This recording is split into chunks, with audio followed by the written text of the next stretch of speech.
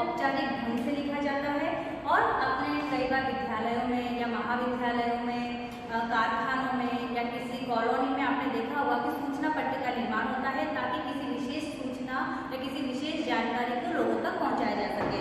कई बार न्यूज़पेपर में, समाचार पत्रों में भी सूचना को जारी किया जाता है। तो हम जब भी सूचना लिखते हैं तो सूचना लिखने के लिए आपको बहुत ज़्यादा अभ्यास की ज़रूरत है और सूचना लिखते समय हमें कुछ बातों का ध्यान रखना चाहिए। पहली बात तो ये कम से कम शब्दों में होनी चाहिए, इसका विस्तार पूर्वक हमें वर्णन नहीं करना है। दूसरा, जब भी हम सूचना लिख रहे हैं, अगर आपके एग्जाम में कोई सूचना ये या आपने समाचार पत्रों में भी कई बार देखा होगा कि सूचना को एक बॉक्स के अंदर, फिक्स बॉक्स होता है, उस बॉक्स के अंदर जब लिखा जाता है।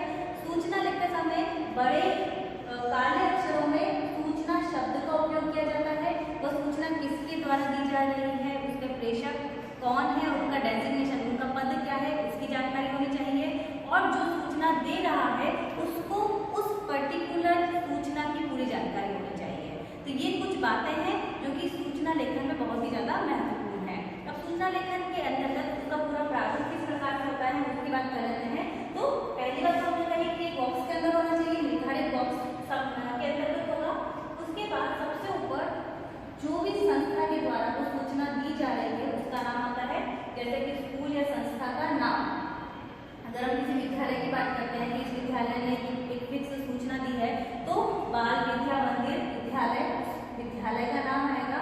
उसके बाद काले अक्षरों में सूचना लिखा जाएगा। उसके बाद तिथि, दिनांक लिखी जाती है। दिनांक के बाद मुख्य रूप से वो सूचना किससे संबंधित है उसका शीर्षक लिखा जाता है। ठीक है, पानी की प्रॉब्लम होगी तो जल समस्या है तो इस तरह से शीर्षक दिया जाएगा।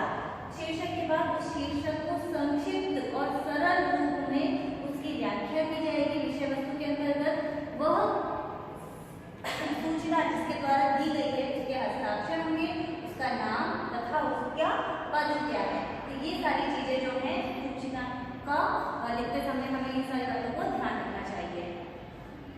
तो हम एक सूचना के आधार पर एक उदाहरण ले लेते हैं।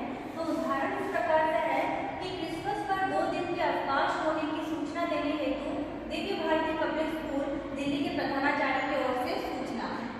तो यहाँ पर सबसे पहले हमने जैसे कि प्रारूप में देखा था कि सबसे ऊपर संस्था का नाम आएगा, विद्यालय का नाम आएगा, क्योंकि यहाँ पर नाम दिया हुआ है दिव्य भारती पब्लिक स्कूल दिल्ली, तो आपको भी दिव्य भारती पब्लिक स्कूल दिल्ली ही लिखना है। किसी और स्कूल या किसी संस्था का नाम या किसी कॉलोनी का नाम होता है तो उस कंडीशन में आपको उस कॉलोनी का नाम लिखना होगा। कोई कारखाना होता है तो उस कारखाने का नाम आपको लिखना होगा।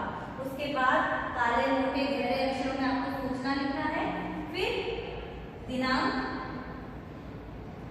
23 दिसंबर 2018। अब यहाँ पर सूचना किससे संबंधित देनी है, क्रिसमस पर 2 दिन का अवकाश किससे संबंधित देनी है। तो ये जो सूचना दी जा रही है वो जिस तारीख को दी जा रही है वो तारीख लिखी जाएगी।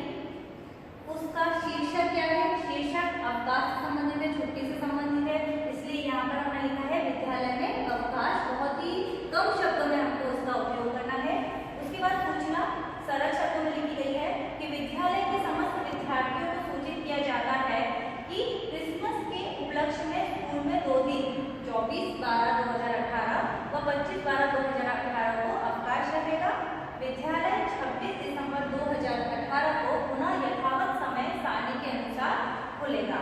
सभी को क्रिसमस की शुभकामनाएं। उसके बाद प्रिंसिपल के सिग्नेचर होंगे, प्रधानाचार्य का नाम लिखा जाएगा और उनका पद जो कि प्रधानाचार्य है वो पद लिखा जाएगा।